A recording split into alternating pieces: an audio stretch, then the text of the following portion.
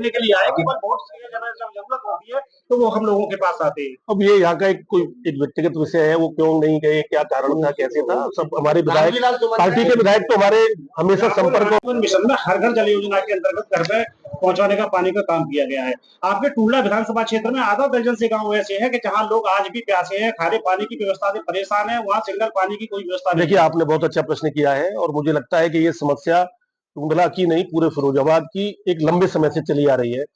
हर घर को स्वच्छ जल मिले, पेयजल मिले, और फिरोजाबाद के लोगों को तो देश के प्रधानमंत्री आदरणीय मोदी जी का और उत्तर प्रदेश के मुख्यमंत्री आदरणीय योगी जी को धन्यवाद देना चाहिए कि जल जीवन मिशन के अंतर्गत अब तक जो उन्होंने तकलीफें झेली लंबे समय से देश की आजादी के बाद, अब आने वाले समय में मुझे लगता है 1 से 1.5 वर्ष लगेगा। आने वाले समय में हर घर नल, और हर घर नल से फिरोजाबाद की जनता को मिलेगा गंगा जल।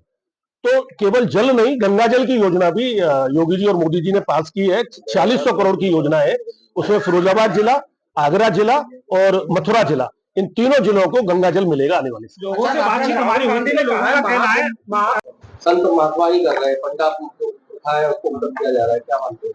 देखिए, जनहित में जो लोगों की धार्मिक भावनाएं हैं, आप जानते हैं कि श्री बांके बिहारी जी के दर्शन करने के लिए आज देशों दुनिया के श्रद्धालु आते हैं, तो कई अनेक प्रकार की वहां घटनाएं घटी हैं। तो जनहित में तो यही है कि कॉरिडोर बने, और जहां तक सेवायातों की कहीं कोई दिक्कतें हैं उनको भी दूर करने का काम किया जा रहा है। आज ही मैं मीडिया के माध्यम से देख रहा था कि एक सहमति बन रही है कि उनको रहने के लिए फ्लैट भी दिए जाएंगे और सारी व्यवस्थाएं भी की जाएगी। उत्तर प्रदेश के मुख्यमंत्री आदरणीय योगी जी उसको गंभीरता से लेकर उस पर आगे बढ़ के काम कर रहे हैं।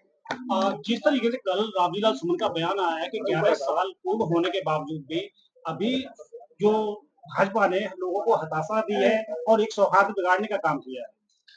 देखिए, रामजीलाल सुमन जी की पार्टी समाजवादी पार्टी एक परिवारवादी पार्टी है। वो परिवार से ऊपर उन्होंने कभी कुछ देखा नहीं।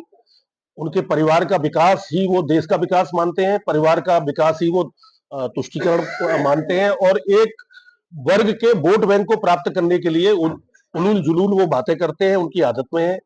इसी प्रकार राहुल गांधी हैं, तो राहुल गांधी, अखिलेश यादव, ये जो परिवारवादी पार्टियां हैं जिनका न समाज से कोई लेना देना है, न देश से कोई लेना देना है, परिवार की उन्नति कैसे हो, उनका ध्यान केवल परिवार तक सीमित रहता है। तो सुमन जी को ये पता होना चाहिए कि आज देश भर के गरीबों के लिए पिछले कितने वर्षों से, लगभग 6 वर्ष हो गए, अनाज देने का काम भी सरकार कर रही है, गरीब की चिंता करने का काम कर रही है, गरीबों को घर भी दे रही है। तो समाजवादी पार्टी के पास तो कोई मुद्दा नहीं है परिवार के अलावा, और एक तुष्टीकरण की राजनीति।